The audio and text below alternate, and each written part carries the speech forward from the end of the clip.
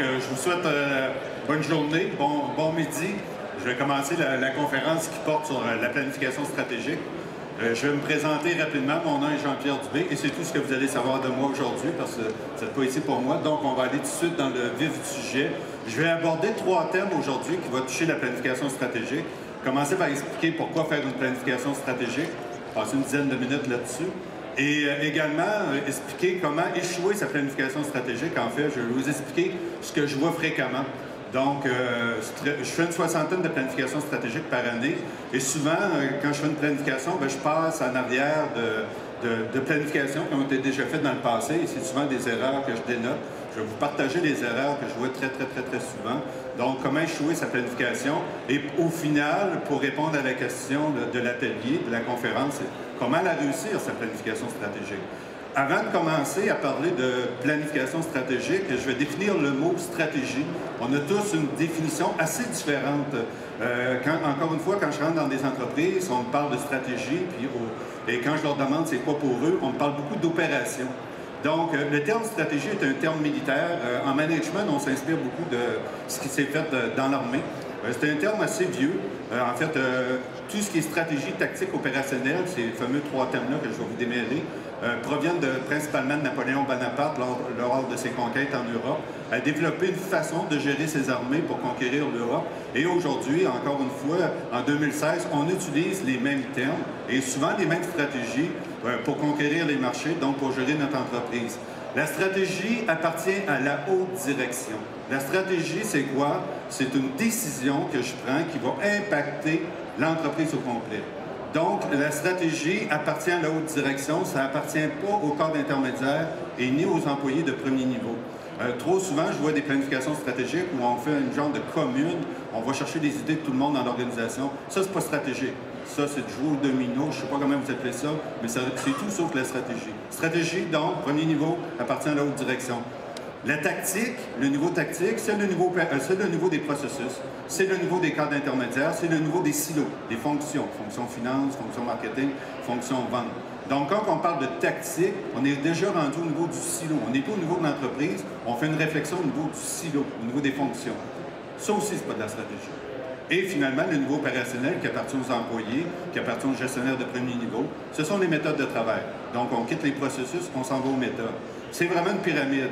Donc, une planification stratégique, j'insiste, on est dans le haut de la pyramide, on n'est pas encore... Et pas que j'aime pas les opérations, j'ai fait plus de 1000 entreprises dans une dizaine de pays à optimiser des opérations.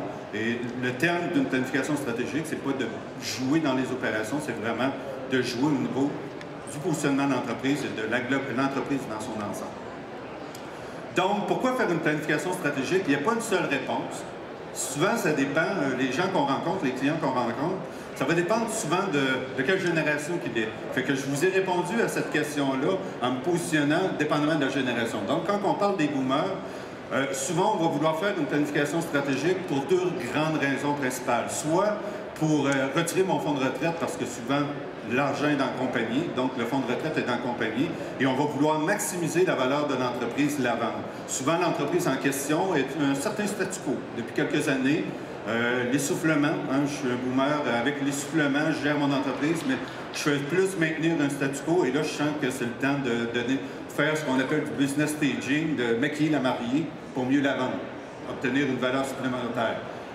Deuxième raison où le boomer va vouloir vendre, c'est de préparer sa relève. Donc, faire un transfert en douceur à sa relève. Ça, c'est vraiment, je vous dirais, les 2 grandes raisons lorsqu'on traite avec un boomer. Par la suite, lorsqu'on tombe avec ma génération, les X, puis les X, c'est quand même une grande génération qui couvre une vingtaine d'années, mais principalement, les X, lorsqu'on les rencontre, la raison principale, c'est que l'entreprise piétine. Soit les ventes piétinent, les profits, même des fois, il y a un déclin, où on essaie de progresser, mais les marchés sont durs. La concurrence est excessivement difficile et on cherche un plan pour vraiment propulser l'entreprise. Donc, il ne nous reste pas beaucoup d'années devant nous, comme X, et on ne veut pas nécessairement tout risquer parce qu'on a déjà mis 20-25 ans dans l'entreprise. Donc, on n'est pas prêt à tout risquer, mais on est prêt quand même à faire des choses différentes. Donc, les X vont nous donner cette raison-là. Donc, c'est un moyen de sortir d'un plateau de croissance. Après ça, on va tomber dans les Y. Et vous allez voir, il y a 2 types d'Y.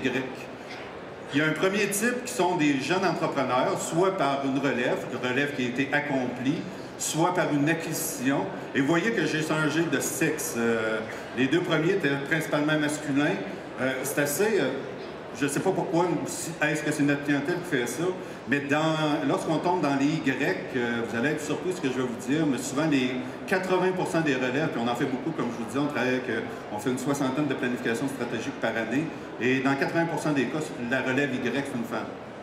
Donc, il y a un switch, on voit vraiment un transfert assez important, autant que les deux premières générations que je vous ai présentées, c'était principalement masculin, autant que là, on tombe dans le féminin. La raison pourquoi faire une planification stratégique dans ce cas-ci, c'est vraiment de propulser, parce que, bon, la personne est jeune, a encore pas mal d'années devant elle, elle veut propulser l'entreprise, mais faire de la conciliation, travail-famille également devient un défi. Donc, c'est une des raisons pourquoi on fait une planification stratégique. L'autre génération Y, c'est encore une relève, mais qui n'est pas confirmée. Donc, souvent, le paternel, parce que 80% des entreprises au Québec sont familiales, et comme je vous disais, les boomers et les X, c'est beaucoup des hommes. Donc, souvent, le paternel, il ne lâche pas le morceau. Il n'a pas encore déclaré officiellement, oui, je te gère comme ma relève, mais je ne t'ai pas donné des rôles et des pouvoirs associés. Donc, souvent, on va faire une planification stratégique pour venir confirmer le rôle et le pouvoir de la relève. Donc, souvent, c'est les 4 raisons pour lesquelles il y en a d'autres, beaucoup d'autres, mais j'ai essayé de vous les catégoriser par génération. Et pourquoi finalement faire une planification stratégique? Pour cette raison-là, souvent, une entreprise, bon, piétine, le marché est dur pour tout le monde, dans n'importe quel domaine d'activité, c'est dur. Et on répète toujours la même chose. Et si on répète constamment, d'année en année, la même chose, bien, les résultats, vous allez obtenir toujours le même résultat. C'est ce qu'Einstein appelait la folie. Répéter constamment la même chose en pensant obtenir des résultats différents.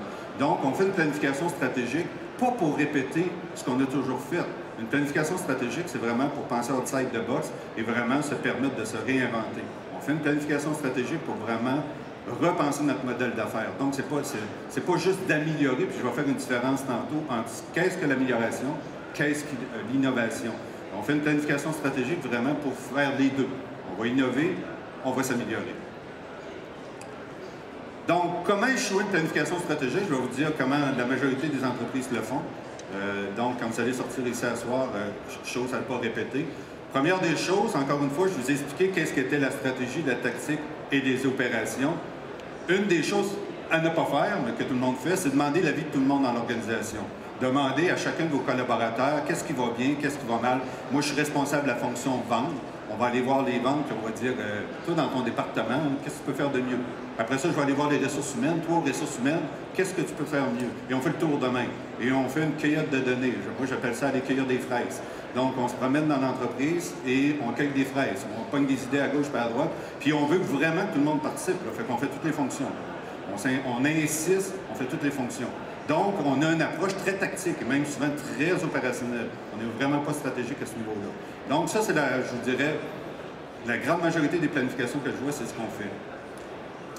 Deuxième chose qui est faite et à ne pas faire, Excel. Une planification stratégique sans Excel, on dirait que ça se fait pas. Tout le monde, ça finit dans Excel. Et comment ça finit? C'est qu'on va faire un lac à l'épaule, une réunion. Hein, ça va durer une journée, 2 jours, on va s'isoler dans le bois. Et là, on va brainstormer et bâtir un plan d'action qui va adresser chacune des opportunités et chacun des problèmes qui vont avoir été soulevés précédemment par tout le monde. Donc, et encore une fois, on va insister. On va insister pour que chaque département ou chaque responsable d'une fonction, si vous êtes une petite entreprise, vous n'avez peut-être pas un département, vous avez une personne responsable de chacune des fonctions, on va insister pour que tout le monde en ait dans sa cour. On est égalitaire, on veut vraiment s'assurer que tout le monde en a dans sa cour. Donc, et on va mettre ça dans Excel. Et plus le fichier va être gros, plus on va avoir l'impression qu'on a fortement travaillé, parce que c'est encourageant. On va en mettre en masse dans le fichier. Donc, étant donné justement qu'on a beaucoup d'idées, on est très créatif, on va utiliser Excel, puis là, on se dit, wow, on va prendre nos 113 actions, puis je dis 113 parce qu'en fait, habituellement, il y a souvent, on tombe dans des dizaines et des dizaines, et on va les prioriser. On va se trouver intelligent, on va dire, ben il y en a beaucoup, fait qu'on va les prioriser. À votre avis, quelle est la proportion des plans d'action, à votre avis, dressés de même, qui vont être mis en œuvre après 1 an? Avez-vous une idée? En proportion? Oui, habituellement, ça ressemble c'est pas loin du 0. Fait que, comment ça va se gérer, le plan d'action dans Excel? Vous allez vous rencontrer. aux semaines, aux 2 semaines. Au début, ça va être peut-être aux semaines. Après 3 semaines, ça va tomber aux 2 semaines. Après 2 semaines, ça va tomber au mois. Puis après ça, vous allez l'oublier, vous n'aurez pas le temps.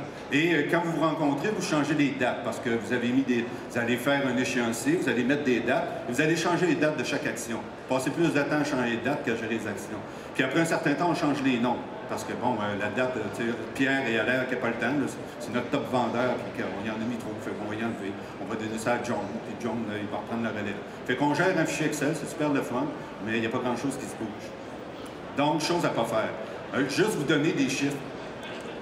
Dans une planification stratégique, des objectifs stratégiques, vraiment, parce qu'on doit parler d'objectifs, on va parler pour une petite entreprise de 4 objectifs stratégiques. Pour une grande entreprise multinationale, je fais des multinationales. Cette année, j'ai fait la planification de Volvo North America, etc. On avait 8 objectifs stratégiques. Une multinationale comme Toyota va avoir 8 objectifs stratégiques. Donc, j'ai de la misère à comprendre pourquoi qu'une PME avec peu de ressources, moyens financiers, etc., va s'en taper 15-20. Et quand j'ai 4 objectifs stratégiques, il n'y aura pas plus que 1, 2, 3 initiatives pour atteindre l'objectif. Ce qui veut dire, dans un plan d'action stratégique, il va y avoir pour une PME 8-10 actions. Ça tient sur une feuille. En fait, ça tient sur une napkin. Et quand vous êtes obligé d'imprimer un fichier Excel, c'est pas une vous n'êtes pas dans la stratégie. Vous êtes perdu dans la tactique, dans les opérations. Donc, on fait la liste de nos opérations. Après ça, excusez, on va faire un suivi régulier, comme je l'ai mentionné. Donc, suivi qui va être hebdomadaire puis qui va glisser dans le temps. Et habituellement, après le premier trimestre, on en fait déjà plus. Après ça, 1 an plus tard, on va se réveiller, on va regarder le plan d'action et on va voir que l'avancement varie entre 0, 10, 20 En fait, pas d'avancement du tout. Donc, Excel a bien avancé, mais vos actions n'ont pas avancé. Et finalement, on va se rendre compte qu'on va faire une planification parce qu'on dit que ça ne marche pas. On a fait une, elle n'a pas marché. Fait qu'on va en faire 1 ou 3 ans, ou 4 ans, ou 5 ans. J'ai une entreprise la semaine passée, une assez grande, une moyenne entreprise m'appelle. Ils me disent, on veut faire une planification stratégique, on va finir notre planification quinquennale. On finit notre plan quinquennal. Quinquennal, c'est 5 ans. Wow! Ils ont fait ils sont mieux que Nostradamus. Tu fais une planification sur 5 ans, puis tu me dis, ça fait 5 ans que tu es collé sur le même plan. Wow! Tu es dans un domaine, soit l'entreprise adore au gaz, soit ton secteur d'activité adore au gaz. Il y a quelque chose qui ne marche pas. Une planification, c'est annuel. Une planification stratégique. Et le plan même, la journée que vous... Puis d'ailleurs, faire un plan, vous faites un lac à l'épaule d'une journée ou deux, vous faites votre plan, le lendemain matin, il commence déjà à être moins bon. 2 jours après, il est encore moins bon, puis une semaine après, il commence à glisser. Un plan, c'est fait pour être changé. Et l'économie va vite, votre concurrence va excessivement vite, vos clients changent de besoin constamment. Donc, il est impossible de garder un plan 3 ans ou 5 ans. Fait que ceux qui font des planifications de 3 ans, je ne sais pas même fait, mais c'est sûr que quand on fait une planification de 3 ans, 5 ans, je n'ai même pas besoin de vous demander c'est quoi votre marge de profit. Je sais qu'elle ressemble à 2 à 5 net dans le bas de l'année. C'est clair pour moi. Si vous ne réinventez pas plus fréquemment que ça, c'est sûr que votre marge de profit ne doit pas être très, très, très forte. C'est écrit dans le ciel. Donc, de faire une planification stratégique, c'est au moins 1 fois par année et elle doit être revue fréquemment pendant l'année. Parce que pas parce qu'on s'est assis dans une salle de conférence, de réunion pendant 2 jours, qu'on a la vérité infuse. On se donne des objectifs, puis je vais vous montrer tantôt comment on doit adapter ça. On donne des objectifs, mais on doit se permettre dans le courant de l'année de modifier notre plan. En fait, il doit être modifié en continu. Donc ça, c'est vraiment la façon à ne pas faire, mais que malheureusement, beaucoup font. Maintenant, comment réussir ma planification stratégique en quelques étapes? Premièrement, il est important de comprendre d'où je pars, comprendre ma condition actuelle. Quelles sont les forces et faiblesses de mon modèle d'affaires actuel? Bon, certains m'ont appelé ça soit analysis ou une analyse force, faiblesse, opportunité, menace. Ça, j'appelle ça planification 101. C'est une des façons, c'est une petite partie. Vous devez questionner, quand je parle de modèle d'affaires actuel, l'entreprise peut être décomposée quand on parle de modèle d'affaires en 3 grands blocs. Le bloc externe, qu'on va appeler système vente et marketing, vous devez décomposer votre bloc externe, de comprendre c'est quoi votre positionnement dans vos marchés, c'est quoi la force de vos concurrents, comment vous positionnez face à cette concurrence-là, êtes-vous dans des marchés croissants, décroissants, quel est le futur de vos marchés, etc., etc. Ça, c'est la partie externe qui doit être questionnée. Vous avez la proposition de valeur, donc le bloc externe est ici, entre les deux qui connectent l'externe et l'interne, c'est ce qu'on va appeler la proposition de valeur. Donc, quel est l'ensemble de vos produits et services Est-ce que vous les vendez au bon prix? Comment ils se positionnent encore une fois face à la concurrence? Quels sont vos critères de compétitivité? Est-ce que vous vous battez sur le prix? Est-ce que vous vous battez sur la qualité? Est-ce que vous vous battez sur l'expérience client? Il existe 8 critères de compétitivité sur lesquels on peut se différencier au niveau de notre offre de produits et services. Sur quels critères vous vous battez? Il y en a 8. Ceux qui s'intéressent, vous aurez sur notre blog, sont tous expliqués sur le blog, mais c'est essentiel de comprendre sur quels critères de compétitivité vous vous positionnez. Et maintenant, en interne, c'est ce qu'on va appeler le système opérationnel. Comment vous exécutez votre proposition de valeur pour la vendre à l'externe. Donc, le système opérationnel, c'est vos processus, votre structure organisationnelle, les rôles et responsabilités, etc. Le partenariat que vous avez, vos fournisseurs, etc., etc. Donc, c'est important de prendre une photo, pas dans le but de la critiquer. La photo est prise uniquement pour savoir d'où on part. Donc, c'est uniquement une photo, ça a vraiment pas, l'exercice n'a vraiment pas pour but ni d'identifier des forces et faiblesses, on s'en fout. Et vous allez comprendre pourquoi. Une planification stratégique n'est pas faite pour corriger des problèmes. Une planification stratégique est faite pour atteindre une vision. Donc, prochaine étape de la planification stratégique, c'est de se poser, se donner une vision. On ne travaillera pas, encore une fois, j'insiste, à faire un plan d'action pour corriger nos problèmes ou capter toutes les opportunités d'amélioration qu'on a. On va plutôt travailler à cheminer vers une vision qu'on va se donner du futur. Ça a l'air philosophique, mais ce n'est pas du tout. La vision du futur, il va en avoir deux. La première, c'est le long terme. Pour une PME, là, 3 ans, on est dans le très, très, très long terme. C'est une vision innovante. Ça veut dire quoi? On va devoir se permettre de dire dans 3 ans, c'est un peu comme Back to the Future. Imaginez-vous dans 3 ans, vous vous téléportez dans le temps, dans 3 ans, et vous arrivez dans votre entreprise et je vous demande, décris-moi qu'est-ce que tu vois, qu'est-ce que tu observes, quel type de client tu sers aujourd'hui, quels sont les produits et services que tu vends, tu vends encore la même chose. Es-tu dans le même domaine d'activité? Es-tu dans le même marché? Décris-moi l'entreprise que tu vois. Et une vision innovante, c'est de décrire quelque chose que vous ne faites pas actuellement. Il faut se permettre d'innover. Donc, et pour innover, je vais vous donner certains trucs. Il y a 10 types d'innovation qu'on peut faire. On peut innover au niveau de nos produits et services. Ça, c'est un type. Il y en a 9 autres. On peut innover au niveau de notre système externe. C'est un deuxième. Notre système opérationnel, un troisième. Il y en a 10 dans. Quand on parle d'innovation, il faut vraiment se permettre de sortir outside the box. Et la meilleure façon d'innover, c'est d'arrêter de regarder vos concurrents. Arrêtez. Regardez pas dans votre marché. Quand vous regardez dans votre marché, c'est un peu incestueux. Vous copiez toute la gang et on n'innove pas, vous êtes des MeToo. Fait qu'arrêtez de regarder votre concurrence. Regardez dans d'autres marchés. Par exemple, si vous voulez innover, par exemple, au niveau de l'expérience client, vous dites dans notre marché, nos concurrents et nous-mêmes, on n'est pas très bon au niveau de l'expérience client. On est peut-être très bon au niveau de l'exécution, mais l'expérience client, ça graphine un peu. Bien, inspirez-vous des meilleures entreprises sur la planète au niveau de l'expérience client. Par exemple, une entreprise excessivement reconnue pour l'expérience client, c'est Walt Disney. Comment pouvez-vous vous inspirer de ce que Walt Disney fait pour faire vivre une expérience client différente à vos clients? Fait que regardez dans des secteurs différents. Nous, on est en conseil management. La dernière chose que je vais regarder, j'ai plein de compétiteurs ici dans le salon, je les aime bien gros, mais la dernière chose que je vais regarder, c'est eux autres. Je vais regarder, par exemple, pour les ventes, je vais regarder comment Maison Simons font. Expérience client, c'est du commerce de détail. Je vais regarder comment Maison Simons fait pour donner une expérience client, puis comment moi je prends ça en conseil management dans le B2B. Wow! Et c'est de même que vous allez innover, parce qu'en cherchant dans d'autres secteurs, vous allez trouver des idées qui peuvent être modifiées, empruntées, modifiées, puis appliquées chez vous. Et étant donné que vos concurrents, tout le monde se regarde, mais il n'y a personne qui va le penser. Fait que l'innovation, c'est pas d'inventer quelque chose de nouveau, c'est souvent de sortir de son secteur pour aller chercher des idées différentes. Donc, première vision, elle doit être quantifiée, cette vision-là. Et pas qualitative, il y a des chiffres dessus.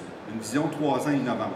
Après ça, on prend un pas de recul, parce que 3 ans, c'est beaucoup trop long pour une PME, même pour une multinationale. On prend un pas de recul et on va se donner une vision 1 an. Cette vision-là va avoir quelques éléments d'innovation, parce qu'on commence à semer des graines, parce qu'innover prend du temps. Innover, ça ne prend pas des mois, ça prend des années. Changer notre modèle d'affaires, c'est un processus qui peut prendre 3, 4, 5 ans, changer un modèle d'affaires. Fait que pensez pas que vous allez faire ça en 12 mois. Mais on peut commencer à semer des graines, faire des changements. Fait que, quel changement vous pouvez faire dans la prochaine année pour cheminer tranquillement vers l'innovation? Et vous allez aussi devoir améliorer certains aspects de votre entreprise qui nuisent à votre croissance. Fait qu'il va y avoir un volet amélioration, donc faire mieux que ce que vous faites aujourd'hui et hier. L'amélioration, c'est quoi? C'est d'essayer de faire un petit peu mieux que ce que je faisais aujourd'hui et ce que je faisais hier. C'est ça l'amélioration. Il y en aura. Il y a une partie dans votre plan stratégique, puis n'oubliez pas, j'ai parlé de 8 à 10 actions dans le PME. Donc, sur les 8 à 10 actions, il y aura certaines actions qui sont des actions d'amélioration et il y en a quelques-unes qui vont être des actions qu'on va commencer à semer pour faire de l'innovation, pour se différencier. L'objectif final, c'est pas compliqué, on veut se différencier de la concurrence pour arrêter de se battre sur le prix. Se battre sur le prix, j'appelle ça magasiner les poignées de sa tombe. Parce qu'il y aura toujours quelqu'un qui va arriver moins cher, qui ne sait pas compter, puis il ne sait pas compter, il va vous faire du mal pendant un certain temps. Oui, il va peut-être disparaître, mais il a quand même fait mal. Si on veut survivre, si on veut prospérer, si on veut investir dans notre futur, il faut générer des marges. Et pour générer des marges, il faut cesser d'être un mytho. Et c'est pour ça qu'il faut cesser de regarder la concurrence. Donc, une fois qu'on a notre vision futur, long terme, 1 an, c'est encore trop long. Parce on va avoir une vision, on va avoir nos initiatives, 8 à 10 initiatives stratégiques. Certaines vont être tactiques dans le lot. On va aller vers une condition cible. Puis encore une fois, la vision 1 an était également quantifiée. C'est important, ce n'est pas une qualitative. Il va y avoir des objectifs quantifiés financiers. Il va y avoir des objectifs vraiment quantifiés au niveau de vos clients, au niveau de vos opérations et au niveau de la croissance et développement organisationnel. On appelle ça un tableau de bord équilibré. On doit se donner la vision, 3 ans, 1 an doivent s'exprimer, toujours en pensant client, en pensant opération, en pensant développement organisationnel. Donc, il y a vraiment 4 axes qu'on doit toujours réfléchir et mettre des objectifs dessus. Lorsqu'on recule au trimestre, on appelle ça une condition cible. C'est une condition intermédiaire. On en aura 4 dans l'année. On va avoir 4 conditions trimestrielles. Une fois qu'on l'a atteint, on va la repousser au 6e mois. Une fois qu'on a atteint le 6e mois, on va repousser le 9e mois jusqu'à la fin de l'année. À la fin de l'année, on repart le cycle.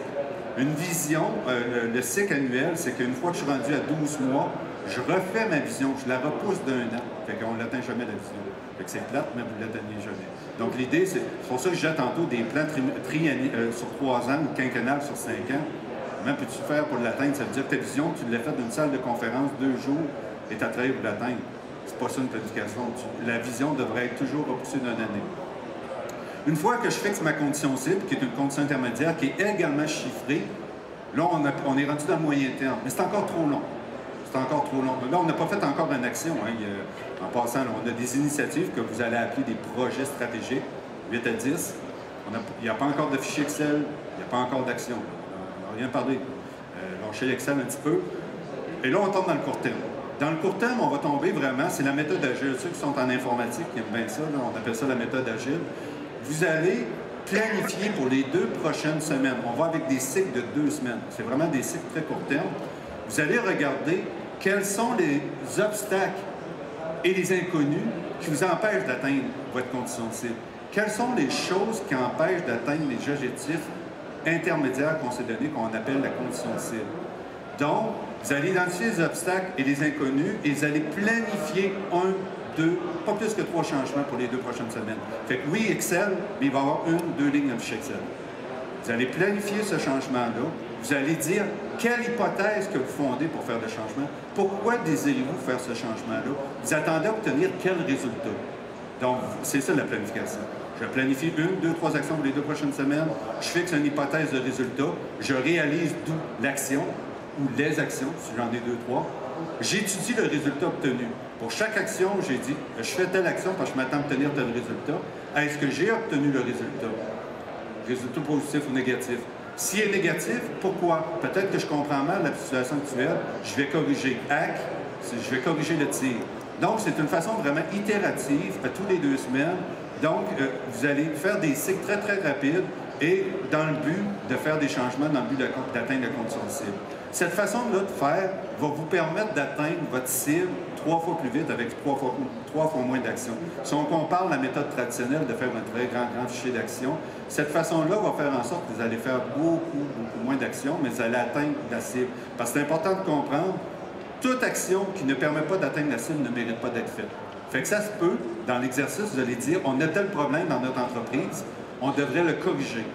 Et la question que moi je vais vous poser, c'est si vous corrigez le problème en question, est-ce que ça te permet de cheminer vers ta cible? C'est la réponse est non, ne travaillez pas sur le problème.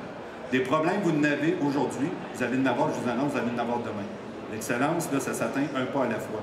Donc, le but d'une planification stratégique n'est pas de corriger tous les problèmes qui existent dans l'entreprise. Donc, c'est vraiment le processus itératif. Vous voyez que c'est un processus. On a une vision, parce que les gens mélangent souvent la vision 3 ans ou 5 ans avec un plan. Non, une vision, c'est une vision. Le plan devrait être annuel et même encore plus court que ça.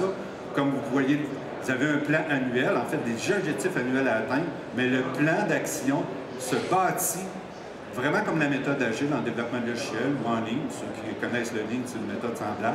D'ailleurs, le cycle Plan Do Study Hack est un cycle qu'on utilise en ligne. Certains vont l'appeler Control Hack, c'est un petit peu différent. Mais le Plan Do Study Hack est un cycle, on l'appelle d'ailleurs le cycle d'apprentissage ou le cycle d'expérimentation. Ce que je vous présente là, c'est vraiment un cycle, c'est très très récent, développé dans les années 30. Donc, rien de nouveau sous le soleil. En management, il n'y a rien de nouveau. Hein. Il n'y a pas eu des belles choses, beaucoup de choses inventées depuis 20 ans. On fait juste changer les noms, puis brasser la soupe, puis on présente ça comme une nouveauté. Mais c'est toujours la même soupe qu'on brasse. Donc, ce cycle-là est connu, développé dans les laboratoires des TNT dans les années 30 pour développer les puces à silicium. Ceux qui ont eu l'idée géniale d'utiliser ça en entreprise, c'était Toyota. Donc, et on l'utilise aujourd'hui justement dans le cadre de comment je mets en œuvre une planification stratégique. Parce que j'insiste, un plan stratégique, c'est 5 de la job. Quand vous faites un plan stratégique, vous sortez d'un lac à l'épaule, vous êtes tous contents, vous dites « Wow, on a un solide plan. » Je vous annonce, j'avais juste 5 de la job de fait. L'implantation, c'est là que ça se passe. Si vous faites un plan, encore une fois, dans Excel, c'est pas grand-chose. Vous avez fait 5 du chemin. Donc, je me présente. Je ne m'étais pas présenté par Gardel Punch. Jean-Pierre Dubé, je suis président de JPD Conseil et d'Eticuno. On a deux sociétés. JPD Conseil, on fait quoi? On est une firme en conseil management, puis on aide principalement la PME à 80 %.